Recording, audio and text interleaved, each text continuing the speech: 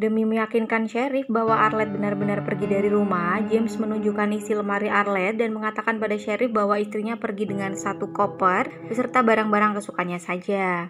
Henry dan James saling berpandangan. Henry pun mengatakan bahwa ibunya saat ingin pindah ke kota karena ia ingin membuka toko pakaian di sana. Sheriff yang mendengar ucapan Henry agak terkejut dan mengatakan bahwa untuk pergi ke kota, Arlette membutuhkan uang banyak. Tanpa sengaja, Sheriff menemukan sepasang sepatu di bawah ranjang. James pun berdalih bahwa istrinya kabur dengan sepatu kanvas. Singkat cerita, Sheriff pun berpamitan pulang karena ia tidak menemukan apa-apa di rumah James. Saat pulang, James kembali menceritakan perihal sapinya yang masuk ke dalam sumur tua dan James terpaksa menembaknya. Ia kembali mengajak Sheriff untuk melihatnya, padahal sebenarnya James sendiri tahu bahwa Sheriff tidak akan mau. Dan benar saja, Sheriff menolak ajakan James dan berlalu pergi. Hari demi hari berlalu, kehidupan James dan Henry kembali berjalan seperti tidak terjadi apa-apa dan James merasa tenang mengelola lahan yang sangat ia banggakan.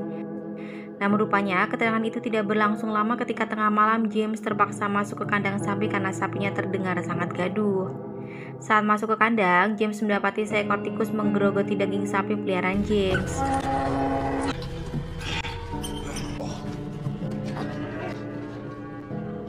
James pun menyadari bahwa tikus tersebut berasal dari satu tempat, yaitu sumur tua tempat ia mengubur jasad istrinya.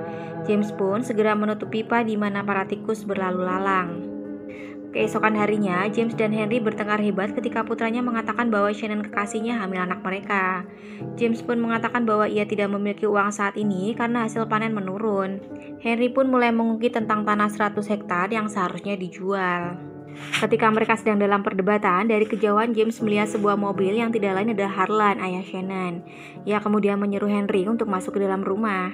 Rasa benci pun tiba-tiba muncul dalam diri James ketika ia melihat Harlan berjalan mendekat ke arahnya. Psikopat James membenci semua hal baik yang dimiliki oleh Harlan, sedangkan ia tidak punya sama sekali, termasuk istri dan juga kehidupan yang nyaman.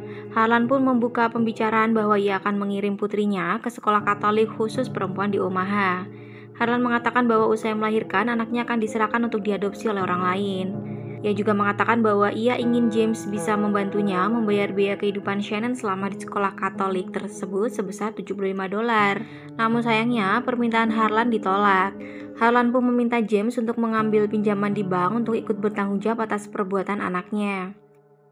James pun kembali menolak karena ia sudah tidak memiliki uang. Harlan akhirnya pergi meninggalkan James dengan perasaan campur aduk. Usai bertemu dengan Harlan, James segera menemui Henry dan menceritakan apa yang dikatakan oleh Harlan pada putranya.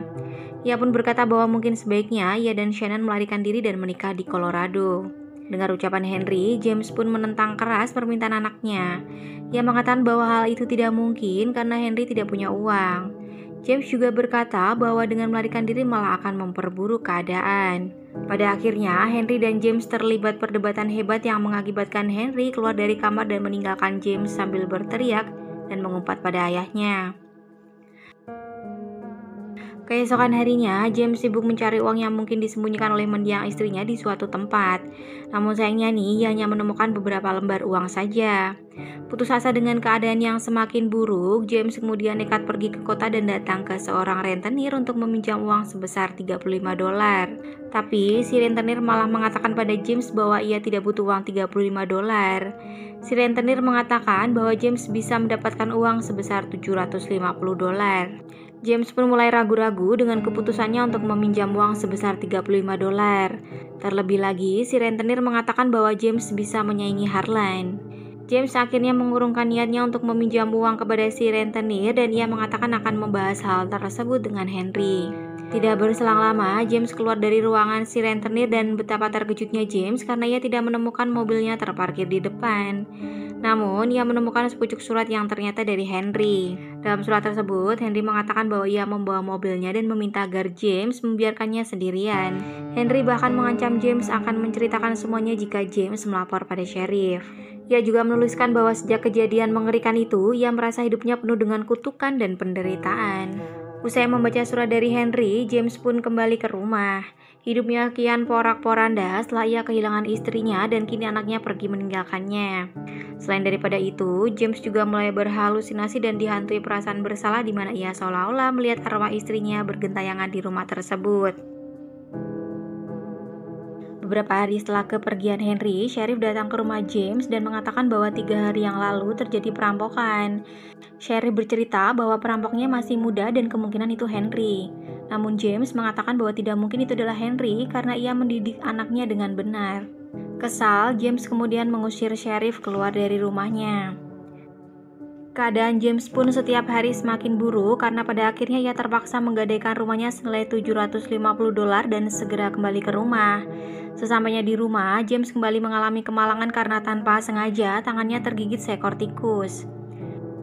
Meskipun pada akhirnya ia berhasil membunuh tikus tersebut, namun ia harus merelakan tangannya terluka cukup parah. James yang malang menghabiskan waktunya dengan mabuk-mabukan dan berdiam diri tanpa bisa melakukan apa-apa karena tangannya terluka. Padahal nih, musim dingin telah tiba dan atap rumah James ada yang mengalami kerusakan cukup parah. Dengan tangan yang terluka dan cuaca yang sangat ekstrim, James berusaha dengan keras untuk menghidupkan mesin mobilnya, namun karena gagal, James kembali masuk ke dalam rumah.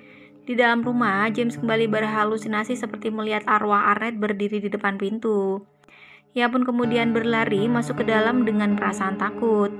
James kemudian masuk di sebuah ruangan dan dengan jelas ia melihat arwah Arnett turun dari tangga dan berjalan mendekat ke arah James.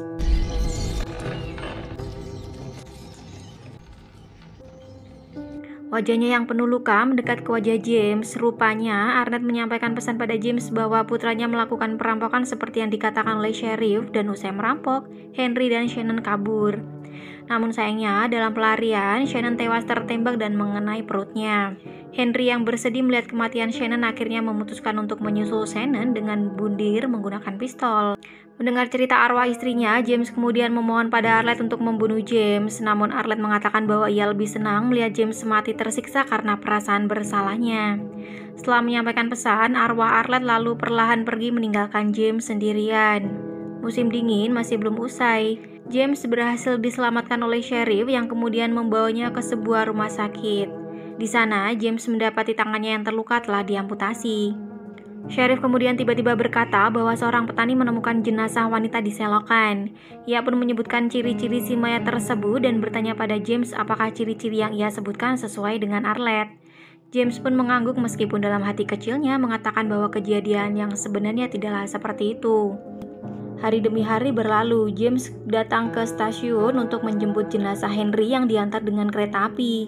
Saat membuka penutup jenazah, James sangat kaget melihat kondisi wajah Henry yang rusak. Petugas mengatakan bahwa wajahnya rusak dimakan oleh tikus. Hal itu kemudian mengingatkan James akan teror tikus-tikus di rumahnya yang juga memakan bangkai istrinya di dalam sumur. Beberapa hari kemudian usai kematian putranya, James mendatangi rumah Harlan dan menawarkan kepadanya tanah seluas 100 hektar.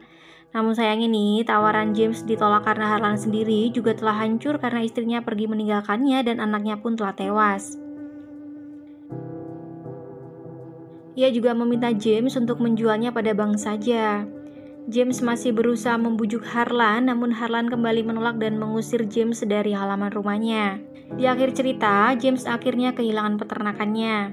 Hal yang serupa juga dialami oleh Harlan di mana peternakannya disita oleh bank. James kemudian pergi dari desa dan tinggal di Omaha. Namun, kehidupannya tidak bisa begitu saja tenang karena sepanjang waktu ia terus dihantui oleh arwah istrinya dan juga Henry.